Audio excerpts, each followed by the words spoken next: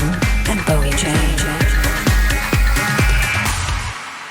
Hi, it's Bowie Jane here and Jess Bowen for Babes Behind the Beats. And hello, Jess. It is great to chat with you again. Hello, Bowie. Always a pleasure. I always look forward to these chats and these chinwags especially. Yeah, now that you know what chinwag means, you're all over chinwag. I'm literally, that's all I say now to people. I'll be like, oh, I'm going to have a chinwag. And I think I'm getting the Australian lingo ingrained in me now because of you. I love it. What I'm so excited by is we've started a Patreon account for those who don't know, and some of you will know, and we've got a few new subscribers, which is awesome. You just go to patreon.com/babes behind the beats, and we have just different subscriber levels. Now that gives you early access to the episodes. It gives you video content, which is really cool, and a shout out on air for some of the tiers, and also a phone call, and there are meet and greets, and we can either do them virtually or in studio. We've actually got a few that we want to shout out. Yeah, we want to shout them out. You go, Jess. Shout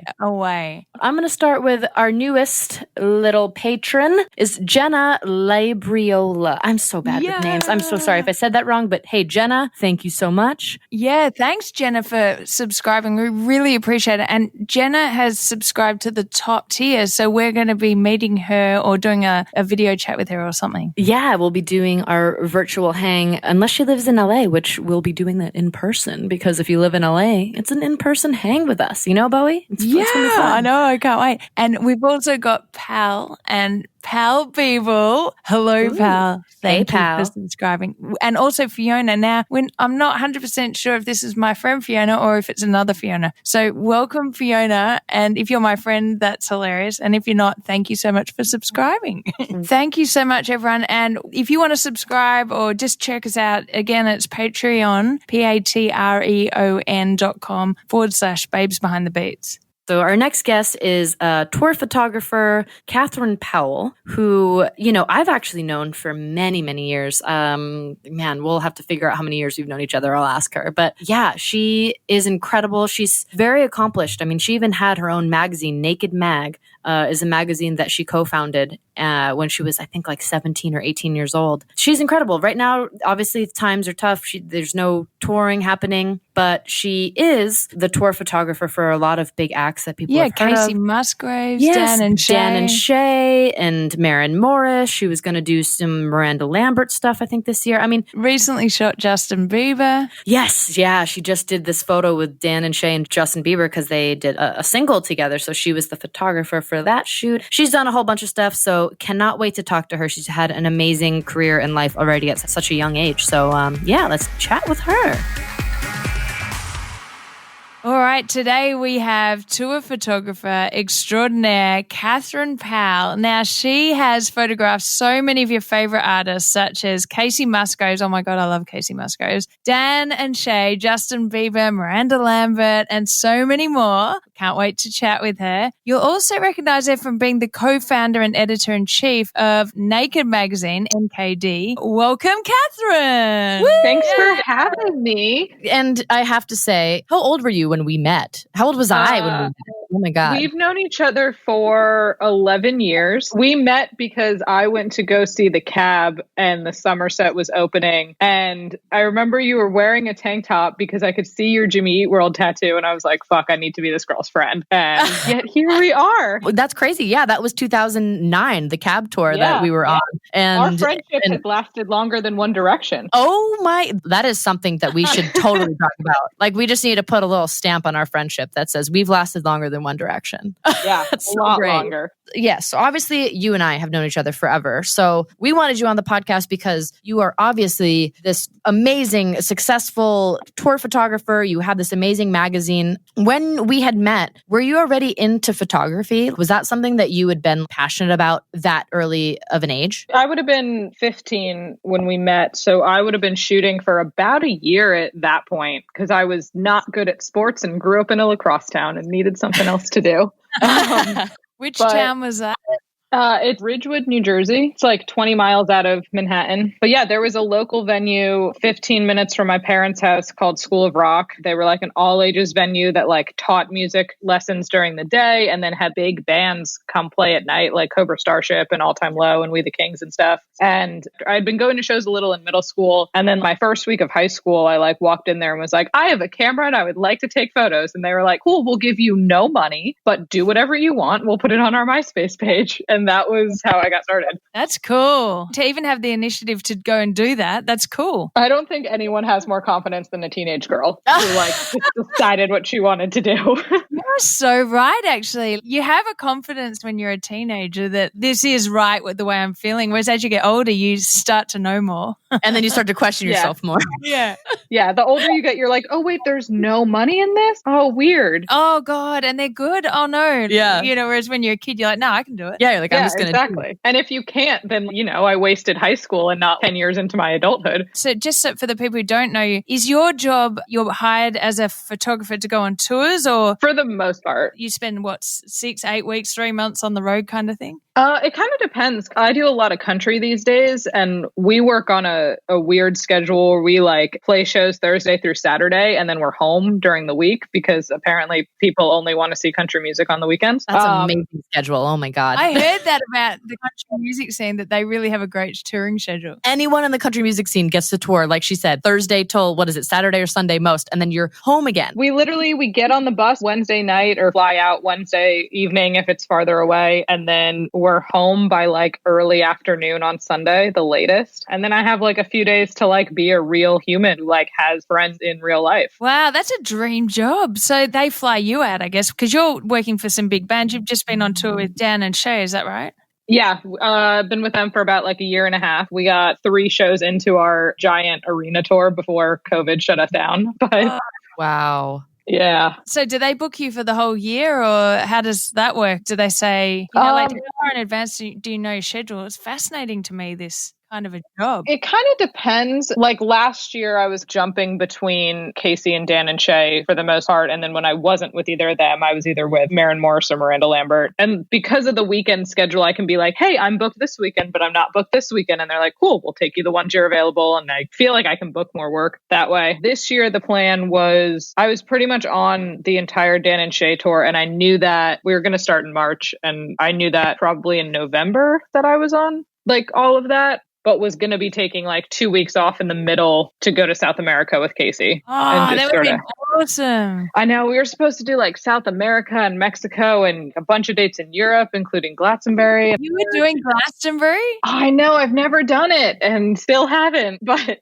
Oh my God. Yeah, that's annoying. Damn COVID. Damn COVID. So my question is, and again, like I've known you forever, but taking it back then, when did you know that you were into photography? When did you figure that out? When were you just like, this is what I want to do? I was always like an art kid in some capacity growing up. And then my dad collected cameras my entire childhood. So I was sort of always around the idea of photography. And then I think it was 5th grade, maybe I took my first little photography elective that was like in the winter in New Jersey, they like can't send you outside for lunch and recess. So like you could sign up for little classes. And that was the first time I remember like actually learning how to use a camera. And then I started going to concerts like, I want to say 7th grade, and like had a little point and shoot camera that I would bring. And my friends and I would always try and get to the front row and wait outside for hours. So I was getting fairly decent photos just from leaning against the barricade and not having anyone blocking me. The bigger shows that I started going to, I was like, oh, there's people in front of the barricade. I want to do that because then I can see everyone up close and not be sweaty. So yeah, beginning of freshman year was when my dad bought me my first like real professional camera, because he saw that I was sort of taking a liking to the idea and was like, you need something to do. Like, you're not trying out for any of the sports teams. You're just not really doing anything. So here, do a thing. For our non-Americans, how old is freshman? Because we don't do freshman.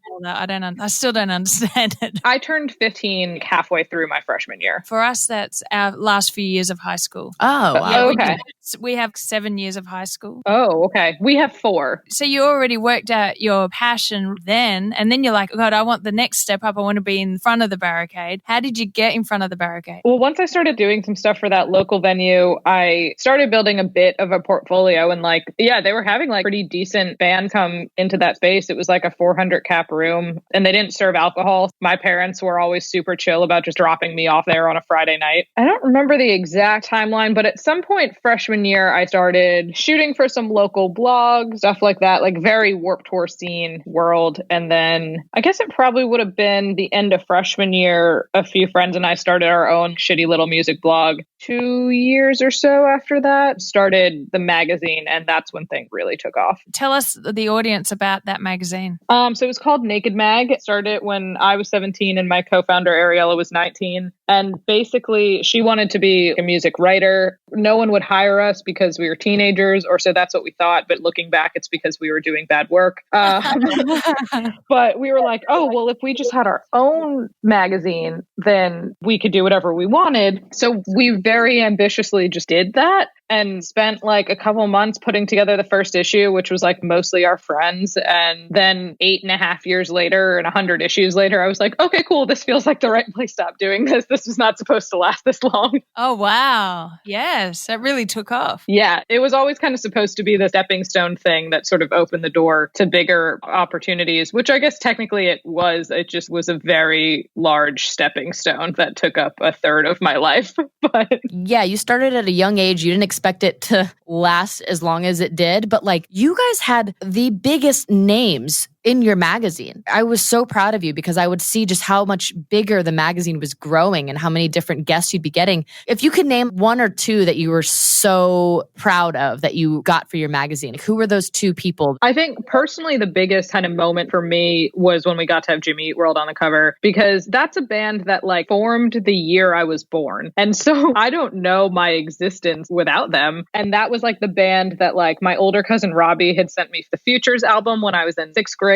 And it just blew my mind and totally opened my eyes to this world of music that I had no idea existed. And so when they agreed to be on the cover, I was like, oh, we're not just doing what the kids like. Now we're actually reaching an audience I'm a part of. Yeah, that was a really special one. And then the moment that I felt that we were doing something really right was for our 5-year anniversary issue. We had Troy and Belisario from Pretty Little Liars on the cover. And this was at the height of Pretty Little Liars just being the biggest thing in the world for teenage girls. And all the other actresses on that show were on different magazine covers that month because it was a new season was coming out. And they were on Nylon and Cosmo and Teen Vogue and all these. And I was like, oh, so we are now officially comparable with these other magazines because there's 4 leads on the show and we have one of them on our cover at the same time that all these magazines have the other girls. And it was really cool that she had a lot of offers for what was going to be her magazine cover that month. And she chose us because she had looked at the magazine and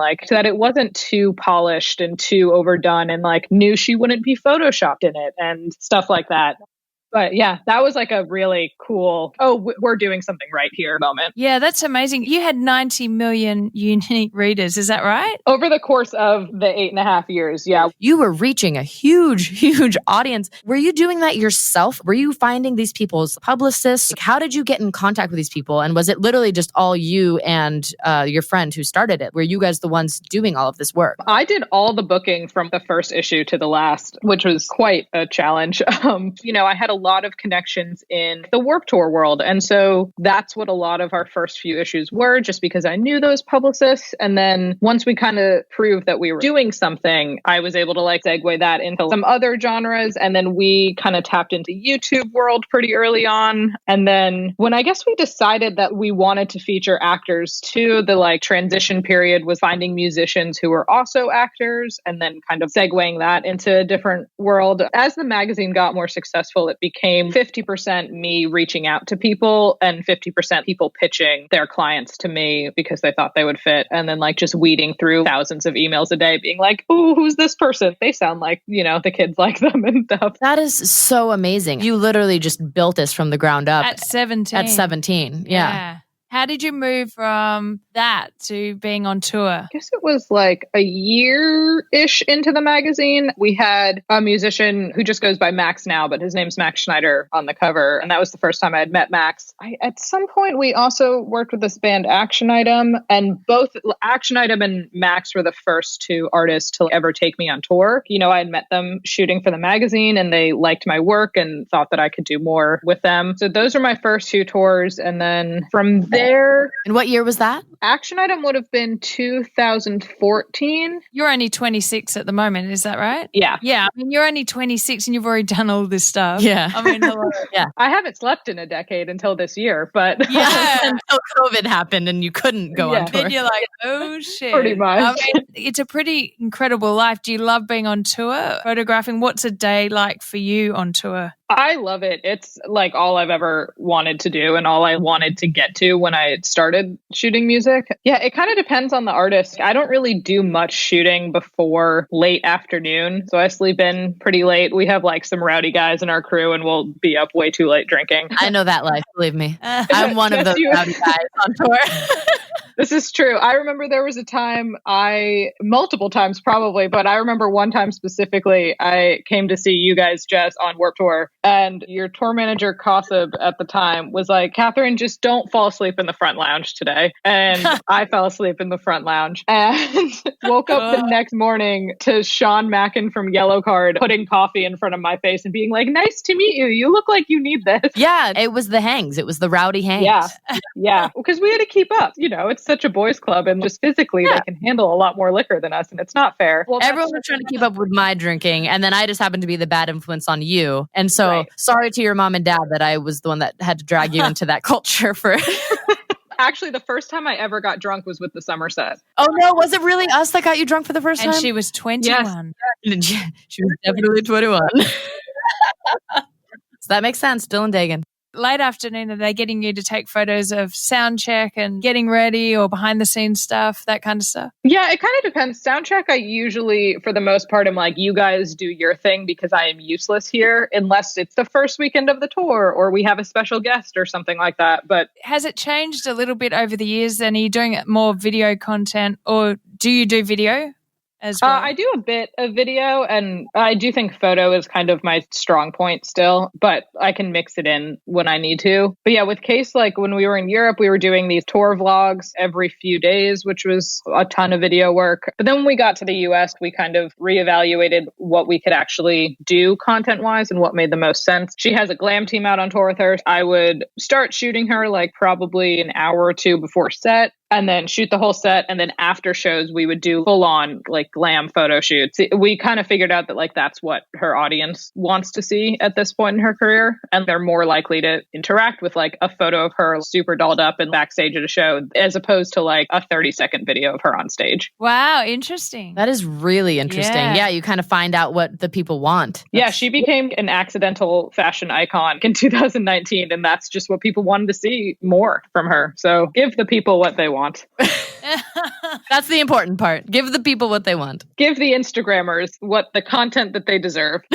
So you've moved through the scenes a little bit and now you're on tour with Casey Musgraves and Dan and Shay, which are huge country acts, country pop almost a little bit. But what was your moment when you were like, oh shit, I've hit the big time? The Casey job was sort of a right place, right time moment. I had known I wanted to like break more into the country world and eventually wanted to like move down to Nashville, which I've since done. But like country music festival happening in London in early 2018. And I had a few artists that I had done some random stuff with playing and basically just like reached out to their teams and was like, hey, I think I might be in London this weekend. If I was there, would you hire me? Both of them said yes. And I basically like booked a flight on points and stayed with a friend out there. Okay, well, I'm getting paid enough for these few shows that essentially pays for my vacation. And then I had met someone who worked at Casey's management company who heard I was going to be out there and reached out and was like, hey, can you shoot her headlining set at this festival this night? And I was a huge fan of her already and was super down. And And it was about 3 weeks before Golden Hour came out. And we just really hit it off. And I got the vibe of what she was trying to do pretty quickly. And they invited me to do a couple more shows. And then from those shows, they were like, hey, do you want to go to Europe with us? And then I did that. And then really the big moment was kind of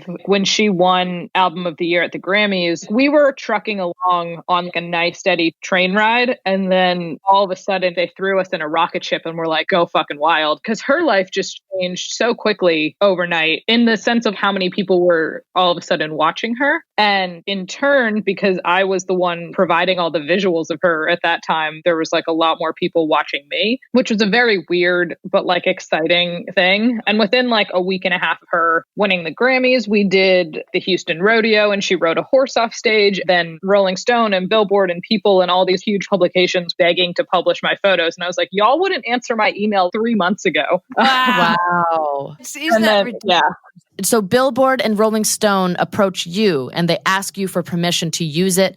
Are you getting some type of compensation for that? Just for people that are not aware of maybe how that works. They did pay me and they should be paying you. Any magazine of that caliber that's like, can we just have it? They have the money and you should ask for it. That's something that's important for people to know. Like Rolling Stone, if they publish a full page photo, they have a set rate for how much that costs. I don't want to say it's non-negotiable because I'm sure there are plenty of photographers who will try. But in general, they're like, hey, if we have a quarter page, this is how much you get. If we're using half a page, this is how much you get. And that's how most magazines of that status are. But yeah, they have the money and the money's budgeted there and they might try and wiggle something out of you, but they have it.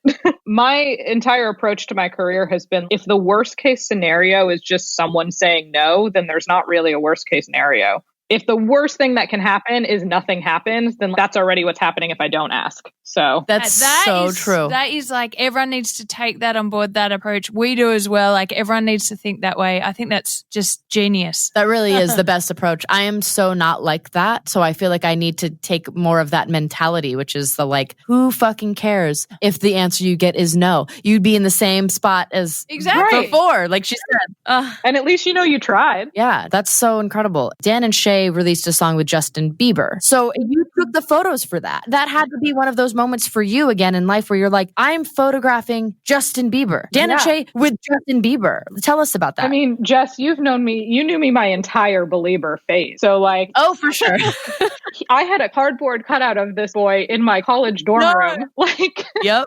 That's hilarious. I love Dan and Shay. They are truly the best dudes that I've ever worked with. And Dan knows me well enough. He was aware that I was a Justin Bieber fan at some point in my life. I don't think he was aware of the extent until much later. But we were on the road last year and he comes up to me and he's like, hey, before our California shows in a few weeks, you need to fly out to LA with me and Shay for something. And I was like, oh, well, like, is it important? Because like my parents were going to visit that weekend and like it's the whole thing.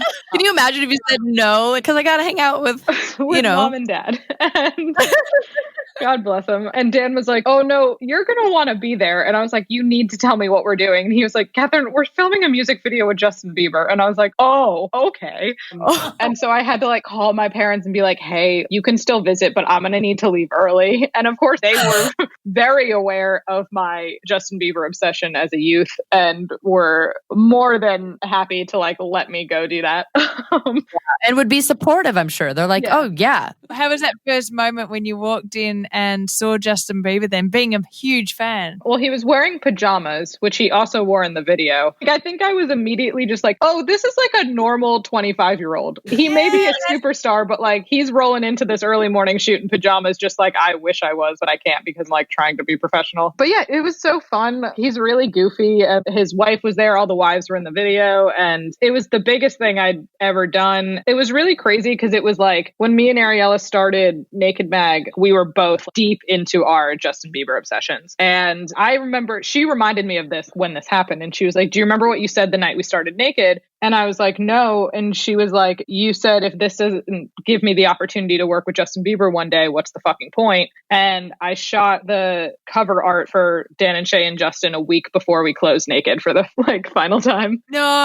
Yeah, it was like a really full circle moment. I had a lot of goals with the magazine. This one really specific one, check off the box like a week before we released our last issue. And even though I technically wasn't shooting it for the magazine, like the magazine's what sort of opened those doors to allow that opportunity to happen. Wow, that's incredible. You've photographed so many amazing people. I mean, I can't even begin to list them all, but I did want to bring up one because I'm a huge fan of her, is Marin Morris. So you've been working with her for a little while. Like, how is that experience? How did that come about? And also just like, kind of tell me a little bit about it.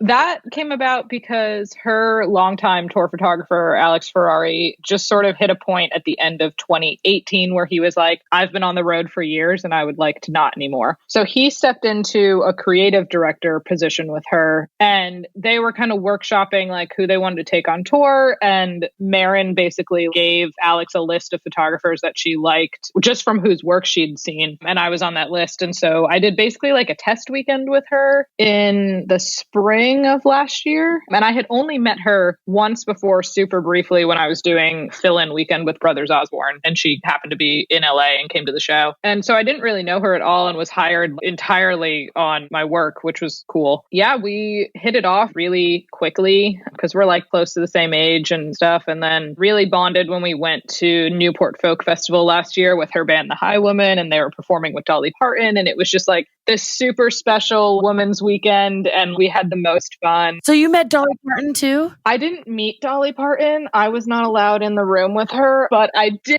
photograph her on stage. That's incredible. Yeah, no, that is. Honestly, that really is. That's great.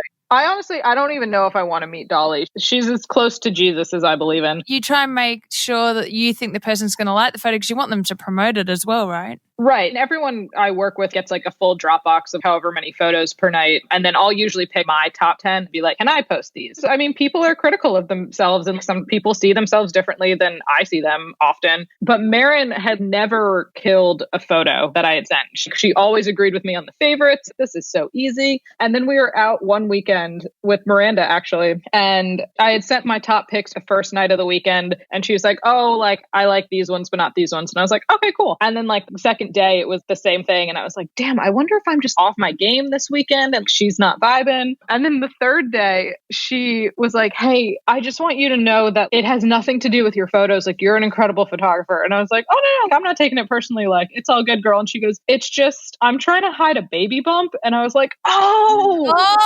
okay. That's hilarious. Well, you really needed to know that as the photographer. Oh my God. Yeah. And so that's how she told me. And then I guess it was like a month later when she announced it publicly, but I was just like, girl, you got to tell me these things because now I can work around this. Right. Because then you're like, oh, that's such a great story. I love that. This is amazing. I'm so happy that we've had you on. I'm so proud of you. You've had an incredible journey through Thanks, this industry. Mom. Yeah, I know. Bowie. She calls me mom, and actually I call her my daughter. This actually is an ongoing thing. My God. It's been going on for a very long time. I used to fall asleep on Jess's couch in LA for like weeks at a time. Always. And I'd be like, it's fine, daughter. Like, you need a place. I wasn't like making enough money to like get a hotel room, and sweet Jess would just let me sprawl out in her living room. Crash on that couch. It's been a journey.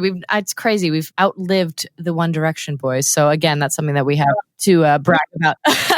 So we end every show with a quiz. So let's just get right into it. It's going to be super hard. You're going to be like, oh my God, why? This is way too hard. But the first very hard question, dogs or cats? Dogs. Yeah. Yes, girl. We're dog girls. So we're like, when someone says... I'm fully aware that Jess is a dog girl. And Catherine is, like I said, my daughter. So of course, as my daughter, she's going to love dogs. All right. Second question, whiskey or vodka? Whiskey. Yeah. And that I want to say again, I feel like I had an influence on you with that when I was in my whiskey days. You definitely did because, like I said, a lot of my early drinking happened in your dressing rooms. And you guys would always have a bottle of Jameson. Yep, that was it. Bowie, I told you this. Because I'm a big Jameson drinker, separate, because she hasn't drunk whiskey with me. I don't drink whiskey as much anymore. But now I'm a big advocate for Jameson. And we're not sponsored by Jameson, but I just no hangover. So I'm we're working on it. Believe me, we are for sure working on sponsorship, Catherine. We're trying. And so that's why it's hilarious to hear, like, you know, however many years ago that Jess was a Jameson girl. Oh, I was. I did love Jameson. Man, I'm not even going to try to fight it. I keep trying to be like, but no, I was. You drank so much. I know. So much Jameson was consumed in the years that Catherine has known me. Yeah. Probably too much, honestly. But all right, next question. Beach or snow? Okay, so I'm actually terrified of the ocean, but I also don't like the snow. So you're like, this question, can I say none of the above? What's the C option? Just inside? Because that's what I would prefer. Oh, yeah. You're going to go in a concert hall or something. Yeah, just like my living room, like watching the snow maybe. But that's hilarious. I don't think we've ever actually had a guest say that they didn't like either. So this is an interesting one. That's great. Good to know. All right, next question. Would you prefer to shoot a headliner or an opener? The headliner has the better production and the photos are probably going to have a longer life. Shooting an opener is so easy because you only work for like 30 minutes. Yeah. That's interesting. Yeah. Yeah. I think headliner, just for all the other perks. At the end of the day, I'm never going to get anything great under fully red lights, especially in a headlining set that's like 90 minutes. If we have full 3.5 minutes of red, I might take a bathroom break. Yeah. You know which songs to do that for then. Yeah, exactly. No, I was wondering that because I feel like that is the case. It doesn't work well if you've got certain lights on stage. I've seen photographs of even like myself where I'm like, well, like that lighting doesn't work or whatever for photos, but it looks really cool on stage, you know? So totally. So just interesting to hear that from a photographer's perspective. And then last question, what do you have on the rider? Do you put stuff on the rider yourself as well? Do you add anything? I wish. I guess like technically for like bus stock, I do have an input. You know, all the guys I essentially live with on the bus, Andrew Cook and Justin Richards. And we're a big cereal bus. So like Cinnamon Toast Crunch, Honey Nut Cheerios, Lucky Charms, always available. And I'm really big on microwave popcorn. That's like what I always ask for if I have an option. Oh, that's good. Actually. That's a good one. Microwave popcorn is great. Because it doesn't go bad. That's true. It doesn't go bad. It's a great snack for any time of the day. Yeah. Most of the buses have microwaves, so it's fine. Yeah, that's true. I don't think I've ever seen a bus without a microwave. That would be unfortunate if you didn't have one. But if you stop at like a gas stop, normally also have microwaves. So there you go. If you need to like pop off the bus, go in. With my microwave popcorn. I mean, let's be real. When we're on tour, yes, we might be walking off a bus, which makes us look like, oh, they might be cool, but then we're slumming it. When I walk off a tour bus into a gas station, I'm always in PJs. I look like I just definitely went through some shit. And then I've got, something. If I need to use the bathroom, go to the microwave and do something. That's just how it goes. Someone asked me, like, what's the biggest difference between like you at home and you on the road? And I was like, well, on the road, I have absolutely no shame about how I look in public. It's so true. Like 3 a.m, walking off a bus into a venue so I can use a restroom. I look like a dead person. Like, oh, for sure. You don't give a shit what you look like. First thing in the morning, just in my pajamas, no bra, hood on, walking, just like dragging my suitcase through a venue with credential and a venue security guard looking at me like, fuck you. Right? Literally, like we look homeless, honestly, half the time when we walk into a venue. Are homeless if you think it's true. You're homeless. You're living on a bus, I guess. Yeah, we're living in a moving vehicle. Usually that means you don't have a home. Yeah, that is true. Oh, that is so funny. Oh, man. Well, Catherine, this was amazing. I'm so happy that we got to catch up over this little fun podcast interview with you. And I missed you. You're in Nashville, right? Yeah. I am. We need to come down to Nashville and do a photo shoot. Yes. Down. That'll be fun. Let's just do it. Our next photo shoot is going to be with Catherine. Which is really just going to be a drinking session. That's really all it ever is. Let's be real. Some of the best photos I've taken of Jess are with a bottle of alcohol in her hand. Oh, well, I'm that not is surprised. Very true. Anyways, Catherine, thank you again for doing this. So for our listeners to find all of your work and your content, do you want to give us maybe like your Instagram, your Twitter, a website, anything that you want to give just so people can look at your work and find you and follow you and see all the amazing work that you have been doing and will keep doing? Yeah, I am just at Catherine Powell on everything. You know, Twitter, Instagram, Venmo, however you're feeling. I've been unemployed for a while. And on all of the socials, that is what I am. Just my name. So Catherine Powell. That's Catherine with a C. Yes. And then we will be putting that up when we promote this episode. And yes, thank you again for doing this. We love you. I love you, daughter. I will see you soon. We and Bowie, the next time we see you, hopefully we can do a photo shoot with you. Down. Love it. Awesome. Thanks so much. Thanks for having me.